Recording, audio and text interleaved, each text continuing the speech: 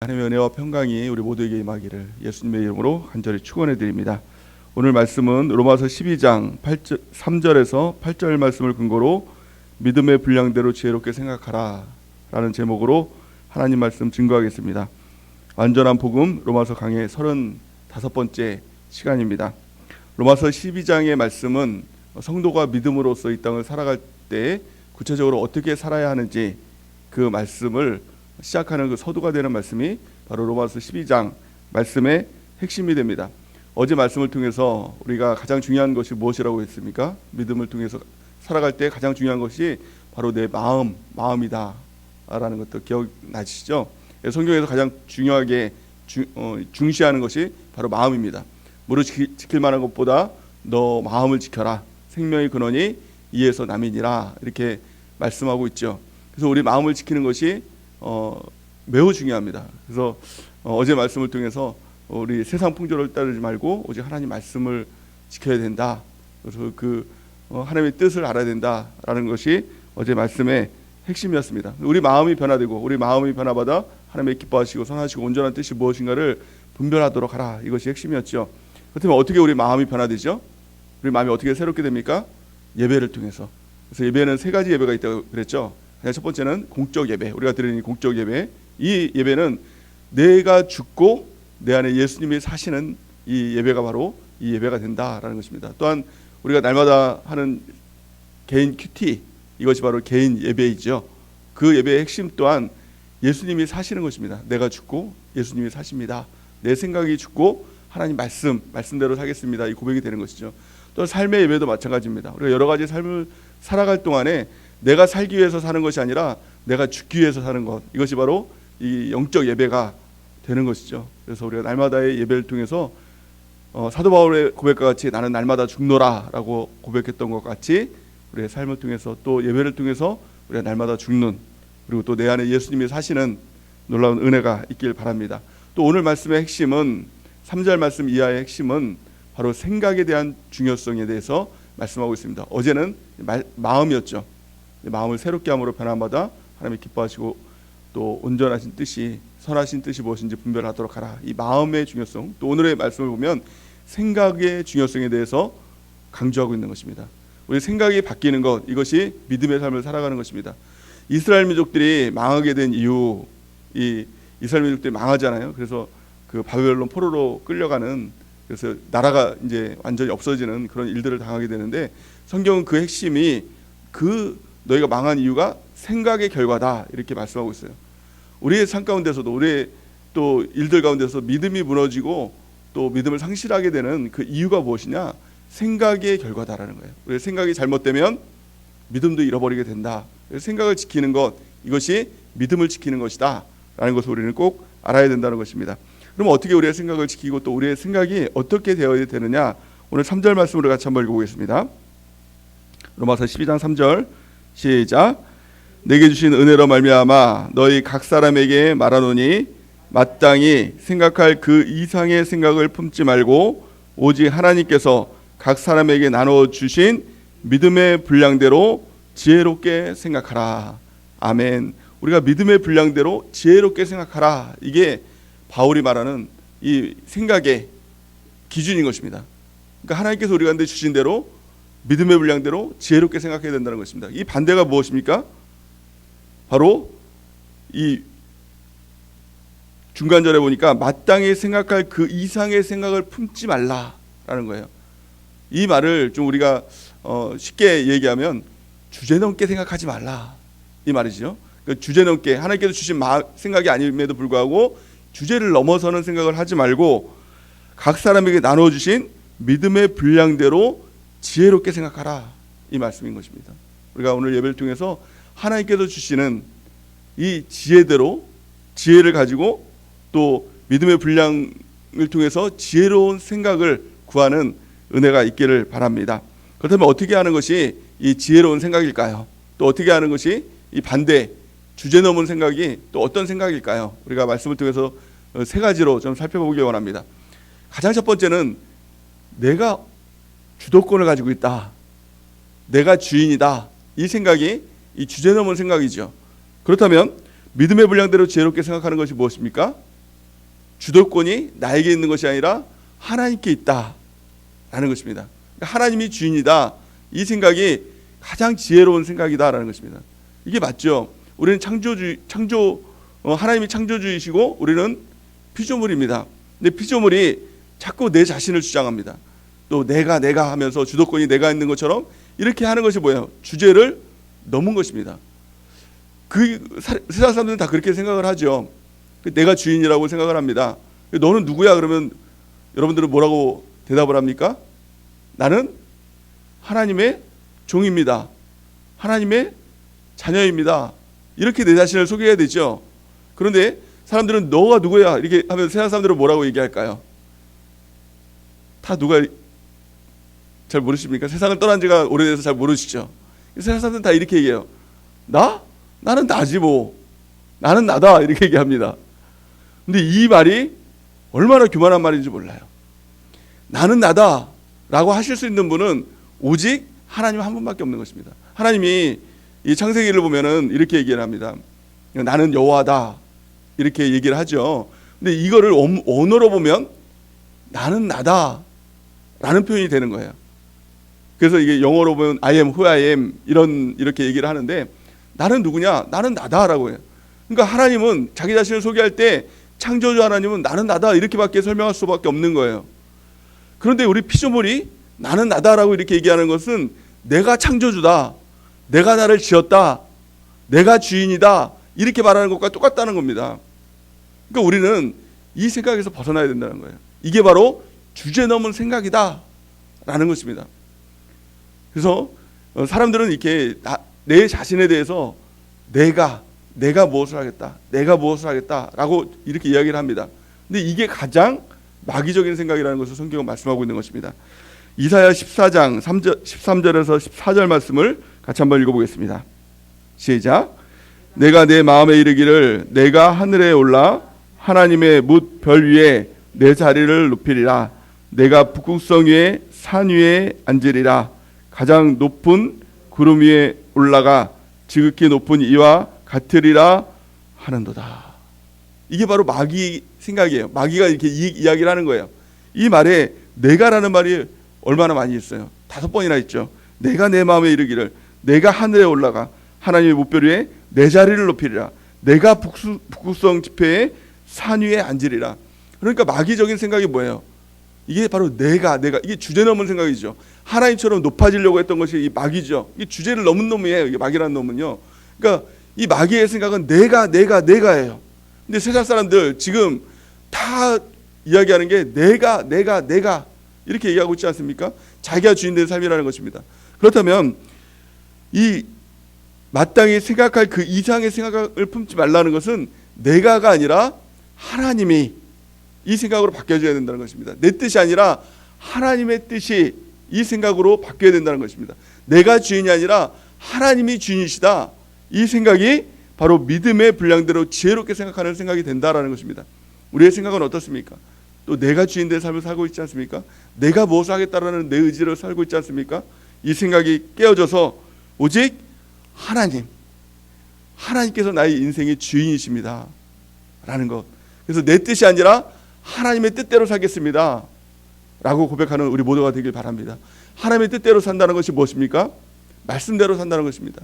그래서 내가 생각하는 대로 사는 것이 아니라 말씀을 듣고 그 말씀대로 순종하는 삶을 살겠습니다.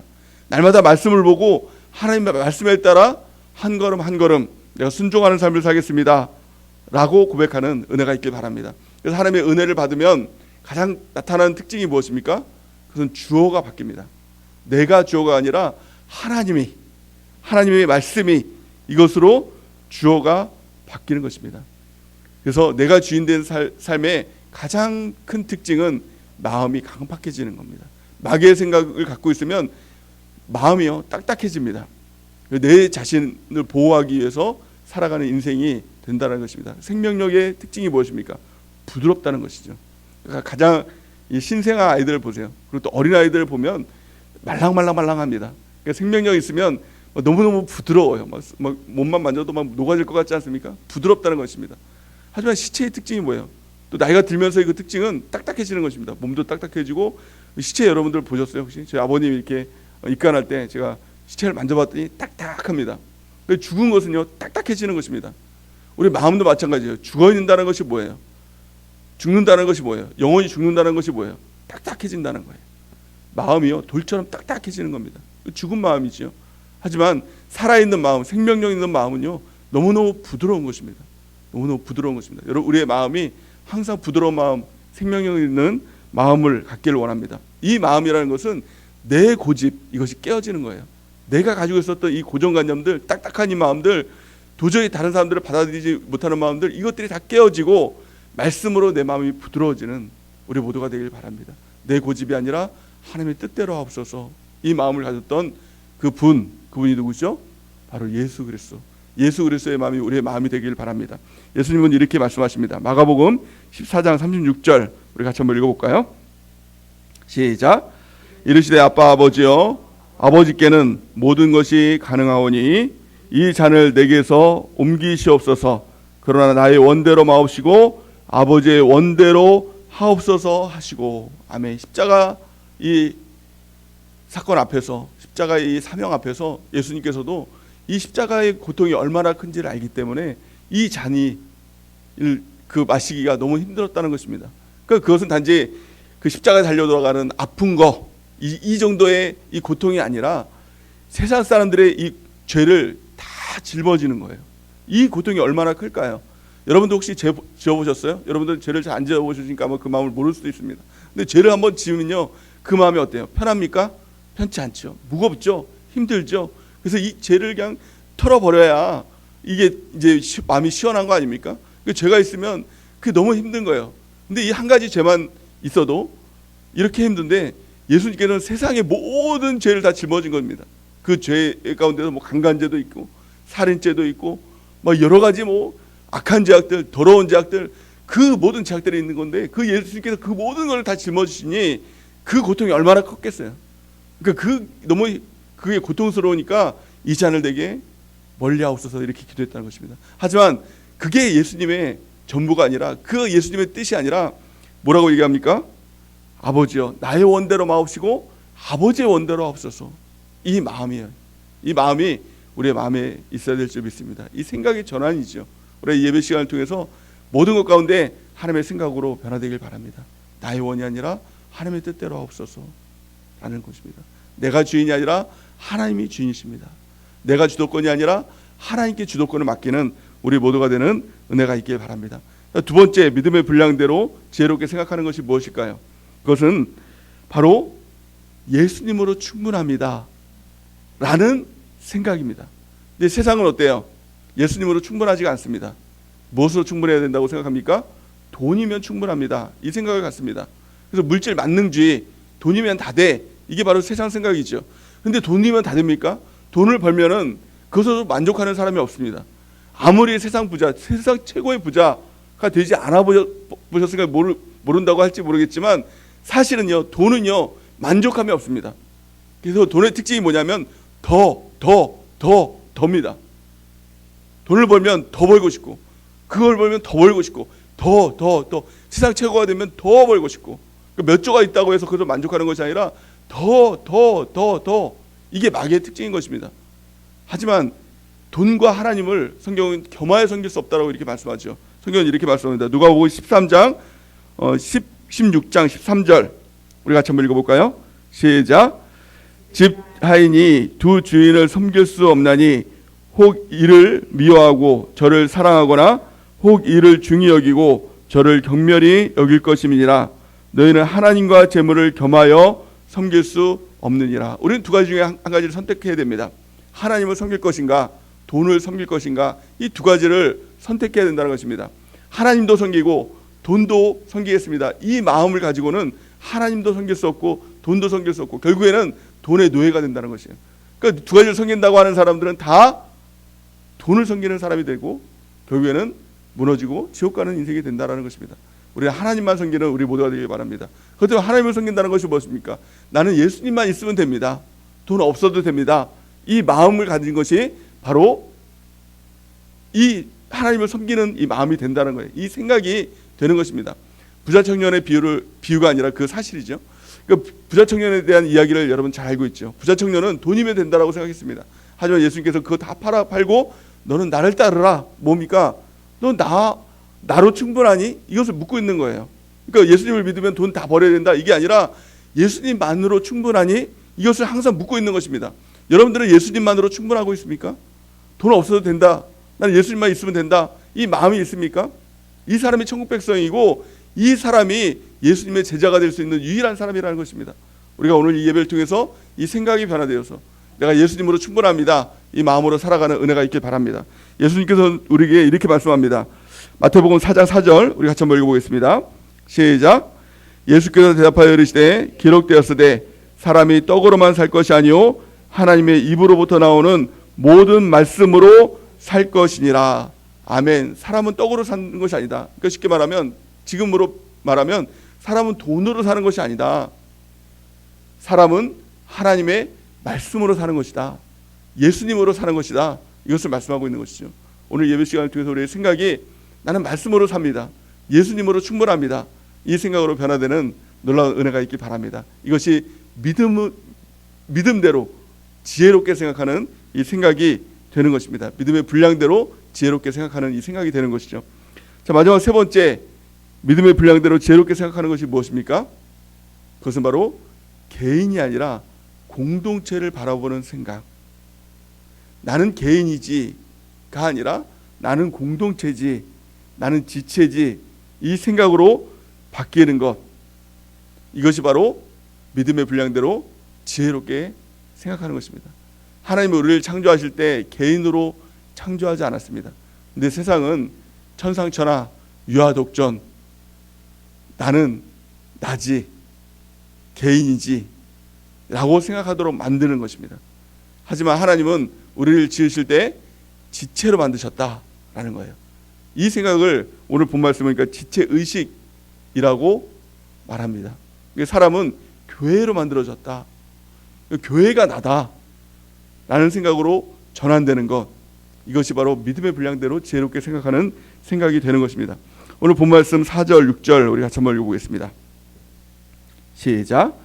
우리가 한 몸에 많은 지체를 가졌으나 모든 지체가 같은 기능을 가진 것이 아니니 이와 같이 우리 많은 사람이 그리스도 안에서 한 몸이 되어 서로 지체가 되었느니라. 아멘. 우리가 교회를 만난다는 것, 또 교회에 다닌다는 것, 이것은 단지 교회를 다니고 말고 이런 개념이 아닙니다. 그래서 교회 학교 애들은 가끔 이렇게 교회 안 나오는 애들을 보면서 너 요즘 왜 교회 안 나오니? 라고 하면 요즘 교회 끊었어요. 막 이렇게 얘기를 하기도 하는데, 교회는 다니고 끊고 이런 개념이 아니라 교회는요, 내가 지체가 되는 겁니다. 한 몸이 되는 겁니다. 그럼 교회의 머리가 누구십니까? 예수 그리스도가 머리 되시고 우리는 지체가 되는 겁니다. 교회와 나의 관계는 단지 다니고 안 다니고의 관계가 아니라 생명의 관계가 되는 것이다.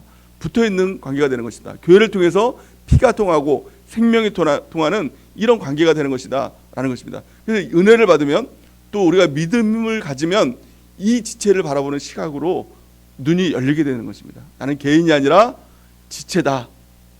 이 생각이 너무너무 중요한 겁니다. 예수님으로부터 주시는 모든 생명을 공급하고 산다. 이것이 바로 생명력이지요. 개인이 아니라 공동체라. 이 생각으로 우리가 변화되는 은혜가 있기를 바랍니다.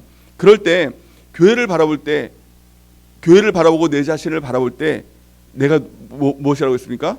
지체다. 지체라는 것은 손, 팔, 다리, 눈, 코, 입, 이와 같은 이 지체라는 것이죠. 그러니까 내가 역할이 있다. 어떤 한 부분의 역할을 가지고 있다라는 것이 참 중요합니다. 이 교회는 그냥 다 뭉텅거려서 성도라는 것이 아니라 한 사람 한 사람들이 그 역할을 가진, 또 교회를 통해서 그 일을 하는 그 지체라는 것, 이 지체의 의식을 갖는 것이 너무 중요한 것입니다. 그래서 이것을 오늘 본 말씀 보니까 은사다. 하나님께서 은사를 통해서 그 일들을 맡겨주신 그 일들이 있다는 것을 말씀하고 있습니다. 크게 보면 7가지 은사에 대해서 이야기를 하고 있습니다. 6절에서 8절 말씀 우리 같이 한번 읽어보겠습니다. 시작. 우리에게 주신 은혜대로 받은 은사가 각각 다르니 혹 예언이면 믿음의 분수대로, 혹 섬기는 일이면 섬기는 일로, 혹 가르치는 자면 가르치는 일로, 혹 위로하는 자면 위로하는 일로, 구제하는 자는 성실함으로, 다스리는 자는 부지런함으로, 긍휼을 베푸는 자는 즐거움으로 할 것이니라. 아멘. 우리가 스스로 은사를 발견할 때 이 세 가지를 우리 세 가지가 충족되어야 바로 은사다라는 것을 우리가 알 수 있습니다. 가장 첫 번째는 내가 좋아해야 됩니다. 뭘 해야 되는데 너무 싫어요. 하면 할수록 막 너무너무 괴롭고 힘들어요. 지옥 같아요. 이것은 은사가 아니다. 두 번째는 잘해야 됩니다. 그러니까 예를 들어서 내가 노래를 굉장히 좋아해요. 찬양하는 것을 너무너무 좋아하는 거예요. 근데 못해요. 음치박치예요. 막 들으면 사람들이 은혜가 안 돼요. 그 사람이 이 찬양단을 한다는 것은 이것은 은사가 없는 거죠. 은사 발휘가 되는 것이 아니라는 것입니다. 그러니까 좋아하면서도 잘 할 수 있는 것, 이것이 바로 은사라는 것입니다. 또 세 번째는 옳은 것이어야 돼요. 그러니까 공동체에 유익이 되는 것, 이것이 바로 은사다라는 것입니다. 그러니까 예를 들어서 어떤 사람이 굉장히 좋아하는 일이 있어요. 또 잘하는 일이 있어요. 근데 그 일이 도둑질이에요. 그래서 그것은 은사가 아니죠. 이것은 버려야 될 일이죠. 그러니까 내가 좋아하면서 또 잘하면서 또 이것이 옳은 일이에요. 말씀에 옳고 공동체에 옳은 일이에요. 이것이 바로 은사다라는 거예요. 오늘 7가지 은사를 좀 간단하게 살펴보면 가장 첫 번째는 예언의 은사입니다. 그러니까 예언하는 사람은 믿음의 분수대로 하라라고 이렇게 얘기하고 있죠. 그 예언이라는 것은 이 설교하는 이 은사를 얘기하고 있는 것입니다. 말씀을 선포하는 이 설교의 은사. 그 사람들은 믿음의 분수대로 해야 된다는 거예요. 무슨 말이냐면 내 얘기하고 내 사정 얘기하고 이렇게 하는 것이 아니라 하나님의 말씀이 무엇인지 그 말씀을 선포하는 일들을 해야 된다라는 것을 말씀하고 있는 것이죠. 두 번째는 섬기는 자는 섬기는 일로 얘기합니다. 섬기는 은사라는 것은 내 자신은 혼자서는 잘 무엇인가 일을 잘 이렇게 잘 하지는 못하는데 다른 사람들을 도우면 시너지 효과들이 나타나는 거예요. 그 일들을 좋아하는 거예요. 옆에서 서포트하고 도와주고 그런 것들을 좋아하는 거예요. 성경으로 보면 모세에게는 아론과 훌이 있었죠. 옆에서 도와주는. 또 이 바울에게는 디도라는 사람이 있었고 또 이 디모데라는 옆에서 도와주는 이 서버하는 그런 사람들을 통해서 바울이 이렇게 드러나는 일들이 있었죠. 그 시너지 효과가 일어나게 하는 것, 이것이 바로 섬기는 은사입니다. 또 세 번째는 가르치는 사람은 또 가르치는 일로 하라라고 이렇게 얘기합니다. 가르치는 은사, 이것은 뭐냐면 잘 설명해 주는 겁니다. 나는 믿음이 좋고 성경을 많이 하는데 잘 이렇게 설명이 안 되는 게 바로 이 가르치는 은사가 없는 것이죠. 그래서 특별히 우리 셀장님이라든가 또 이렇게 가르쳐야 되는 사람들은 이 은사를 구해야 됩니다. 구하면 그 은사를 주시거든요. 잘 설명할 수 있는 은사, 내가 가진 믿음을 또 성경을 잘 가르치는 은사를 구하고 가르치는 일로 우리가 해야 된다는 것입니다. 또 네 번째는 위로하는 자는 또 위로하는 일로 섬기라 이렇게 얘기하고 있습니다. 위로한다는 것은 바로 바나바와 같은 사람입니다. 위로자, 바나바의 이름이 위로자 아닙니까? 그러니까 힘들고 어려울 때 또 신앙이 무너지려고 할 때 그 사람을 만나면 힘을 얻어요. 위로를 얻고 다시 시작해야겠다라는 마음을 갖게 되는 것입니다. 이 위로의 은사도 우리가 구하는 것입니다. 하나님 나에게 위로의 은사를 주셔서 다른 사람에게 힘을 주는 사람이 될 수 있도록 인도하여 주옵소서라고 기도할 때 하나님께서 그 위로의 은사를 우리에게 주시는 것이죠. 또 다섯 번째는 구제의 은사예요.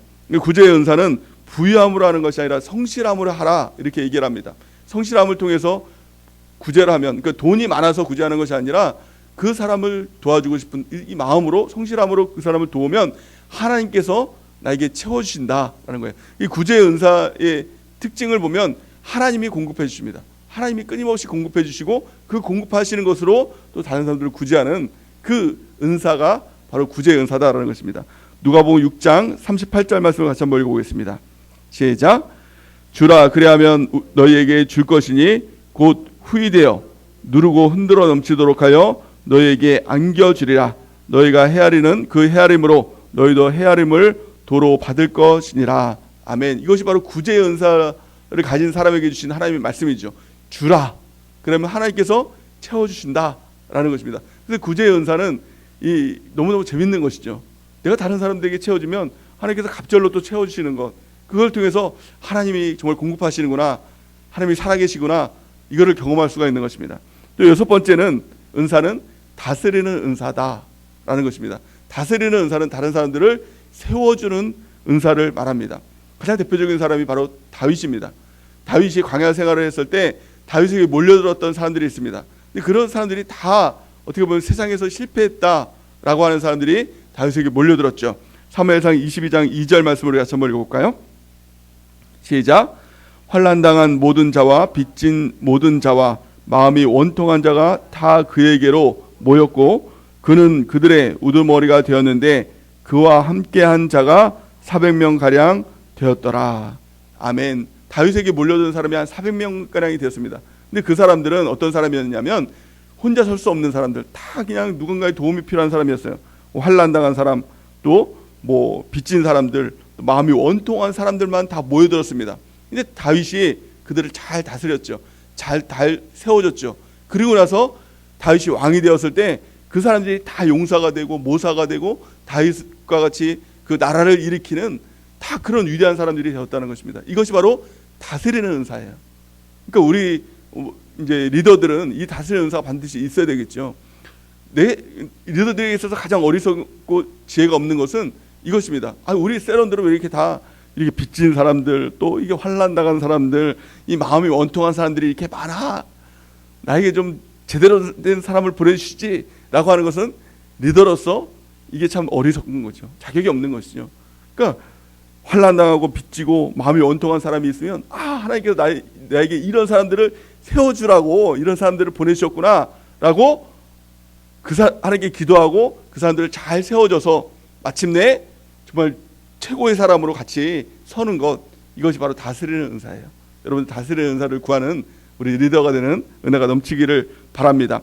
마지막 7번째는 긍휼의 은사예요. 긍휼의 은사는 참 슬픔 당하는 사람들 있죠. 힘들어하는 사람들, 눈물 나는 사람들 있죠. 근데 그 사람들과 함께 울어줄 수 있는 사람이에요. 근데 이 사람은 어떻게 하라고요? 긍휼의 은사를 가진 사람은 즐거움으로 해야 된다라는 겁니다. 그 무슨 말입니까? 긍휼의 은사는 같이 울어주는데 그 사람과 동화되면 안 된다는 거예요. 그 우울증에 빠진 사람들을 그래 막 그러면 같이 울어주면서 같이 우울증에 빠지면 이건 긍휼의 은사가 없는 겁니다. 같이 울어주면서 그 사람들을 세워주고 또 위로의 은사와 같이 겹치는 것이죠. 위로해 주면서 또 내 마음에는 그 마음 가운데 하나님께서 주시는 기쁜 마음, 즐거운 마음, 이것을 구해서 나는 기쁜데 같이 울어줄 수 있는 것, 이것이 바로 긍휼의 은사예요. 긍휼을 베풀수록 같이 우울해지고 같이 슬퍼지는 게 아니라 이건 긍휼의 은사가 없는 것이죠. 같이 슬퍼주는데 나는 하나님께로 기쁨을 받아서 기쁨이 충만한 것, 예수로 만족하는 것, 이게 바로 긍휼의 은사예요. 여러분들 긍휼의 은사도 구하는 은혜가 있길 바랍니다. 이 7가지 은사. 근데 이 7가지 은사가 다 있는 사람 있느냐? 없다는 거예요. 어떤 사람은 이런 은사로, 어떤 사람은 저런 은사로, 이게 바로 지체, 이 은사로 하나님께서 우리 가운데 지체됨을 통해서 사용하신다라는 것을 말씀하고 있는 것입니다. 이 은사를 잘 묵상하면서 나에게 필요한 은사가 무엇인가, 이것들을 구하고 또 이 은사를 발휘하면서 지체의 유익이 될 때 내가 한 몸이 되는 귀한 은혜가 넘치게 될 줄 믿습니다. 또 다른 사람들의 은사는 또 어떤 것인지 그것을 또 개발하고 기도해주고 또 너는 은사는 어떤 거야 이렇게 말해주면 또 자칫 이 교만이 될 수 있으니까 또 그것을 위해서 기도해주고 세워주는 우리 모두가 되기를 바랍니다. 가장 중요한 것은 우리의 생각입니다. 우리의 생각이 오늘 성경 말씀대로 주제넘는 생각을 하면 안 됩니다. 내가 주인된 생각, 이걸 좀 내려놔야 됩니다. 그리고 하나님께서 주인된 생각이 됩니다. 돈이면 다 되지, 이 생각은 주제넘는 생각입니다. 이건 마귀의 생각입니다. 나는 예수로 만족합니다. 떡으로 만족하는 것이 아니라 예수로 살아갑니다. 말씀으로 살아갑니다. 우리가 이 생각으로 바뀌는 은혜가 있기 바랍니다. 또 개인이 아니라 나는 공동체, 지체의식을 가지고 우리가 살아가는 은혜가 있기 바랍니다. 또 이 생각이 변화될 때 믿음의 삶을 살아가고 이 믿음으로 나도 살고 남도 살리는 하나님의 놀라운 역사가 일어나게 될 줄을 믿습니다. 오늘 이 말씀을 기억하면서 우리가 하나님 앞에 기도하는 은혜가 있기 바랍니다. 내 생각이 변화되어서 하나님의 생각으로 우리가 변화되는 놀라운 은혜 허락해달라고 우리 기도하며 나가길 바랍니다. 이제 우리 하나님